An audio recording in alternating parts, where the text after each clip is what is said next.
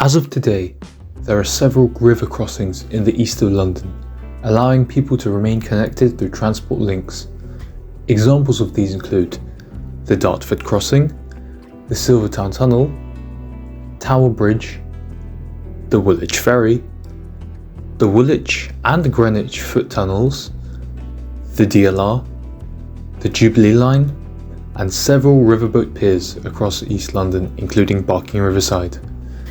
However, the most notorious crossing of them all is the Rotherhithe Tunnel, often known for being polluted, slow for traffic, and somehow available for pedestrians and cyclists. It opened in 1908 after 4 years of construction and was dubbed the largest subaqueous tunnel in existence at the time of construction. This allowed traffic to pass through without any tolls, which was rather rare to do back in the 20th century. Like many other London tunnels and bridges, the tunnel carries far more traffic than it was designed for. Shortly after opening, 2,600 vehicles a day, mostly horse-drawn, and 14,000 pedestrians a day were using the tunnel, figures which were easily seen as justifying the expense of its construction. By 1955, usage had quadrupled to 10,500 vehicles a day. And by 1997, usage had tripled again to over 34,000 vehicles a day. The heavy usage, particularly during rush hours, can lead to significant congestion and tailbacks, as well as high levels of pollution, which can lead to lung cancer and dangerous diseases. The junctions at either side of the tunnel constrained further growth, and therefore current traffic levels have remained at 1997 levels. Pedestrian numbers are now very low at 20 per day, while cyclists number between 150 and 200 per day. The launch of the Ford Model T car only months after the tunnel opened initiated a rapid increase in car ownership, and by the late 1920s, motor vehicles had all but replaced horse-drawn vehicles, which were banned from the tunnel in 1952. The original ventilation system consisted of 2 fans supplying fresh air in each of shafts 1 and 4 to a duct below the roadway, which in turn feed via 28 grills spaced evenly along the road into the tunnel. In 1930, following several incidents, including one where 49 people were taken to hospital, the ventilation was upgraded with more powerful fans, and extract fans were added in 2 and 3 of the shafts. As traffic has increased, periodically the ventilation shafts have been upgraded. However, the underlying concept has remained the same, and pollution levels remain high to this day.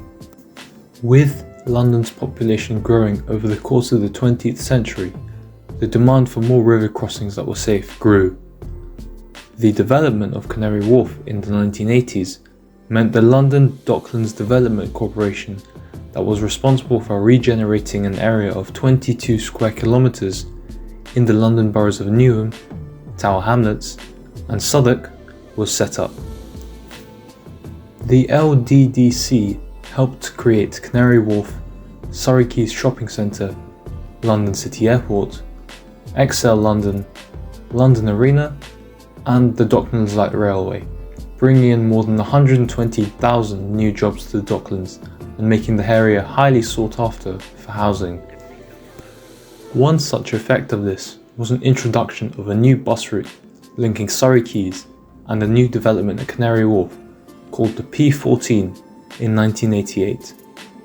It was initially operated by Kentish Bus from their Leighton depot using MCW Metro riders, only from Monday to Saturday, and ran between Isle of Dogs District Centre, more commonly known as Cross Harbour today, to Surrey Docks Station. A year later, it was extended to Cubbott Town Queen Hotel, which as of today is located around Newcastle Draw Dock.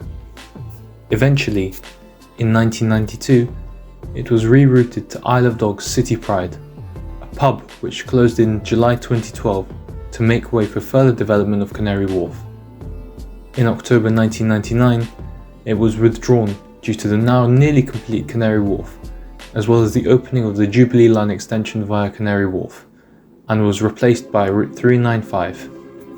This route ran between Surrey Quays and Limehouse instead of Canary Wharf like its predecessor. In order to serve the tunnel and some previously unserved roads in housing estates around Rotherhithe, from 2002 the route used Mercedes-Benz Sprinter minibuses.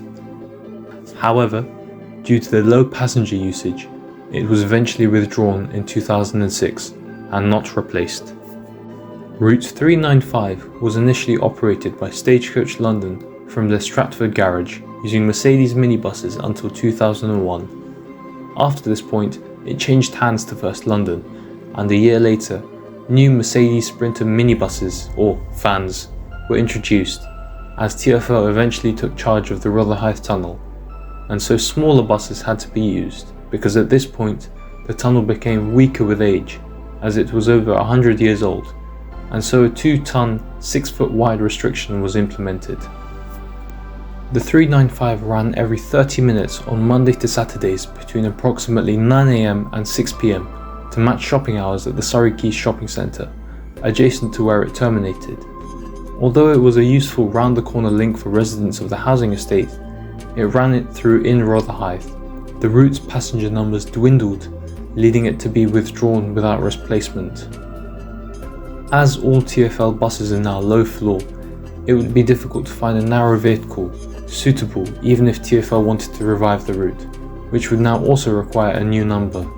I will now follow the existing route of the P14 before it was withdrawn and replaced in 1999 by the 395.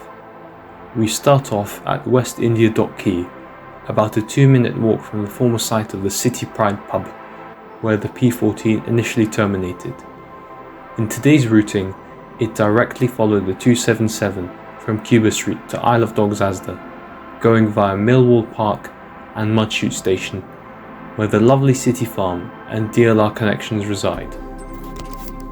Unfortunately, the DLR was closed between West Ferry and Island Gardens, which meant some rare replacement buses were running around Canary Wharf.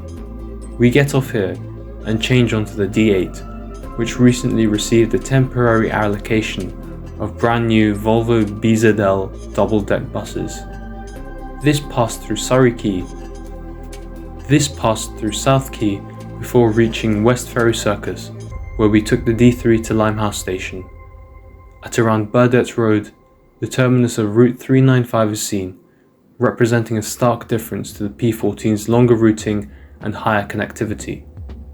At around Limehouse Station, both routes take a sharp left, passing the height and width restriction at the entrance to the Rotherhithe Tunnel, and driving through the 1.5-mile long tunnel without any stops in between. It is possible to walk or cycle through the tunnel, but because I didn't want to pass out halfway through because of the air pollution, I decided to go to Tower Bridge and come back around.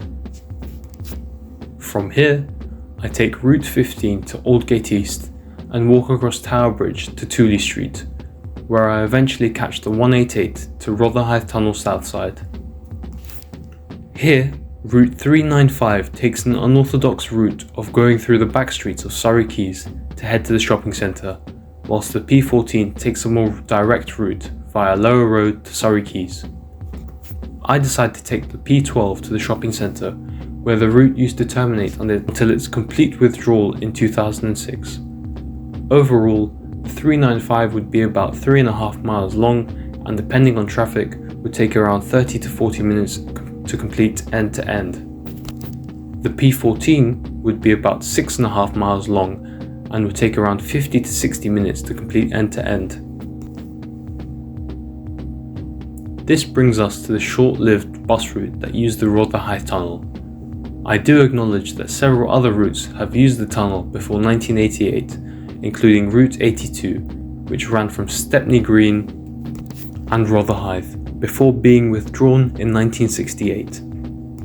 However, the Route 395 and Route P14 has to be one of the most odd pair of routes that TfL have ever managed in its 25-year history. Would you ever bring back a bus route running through the Rotherhithe Tunnel back to operation, or are today's methods of crossing the river suitable enough for modern London? Thank you all for watching, and please make sure to like and subscribe if you enjoyed this type of video.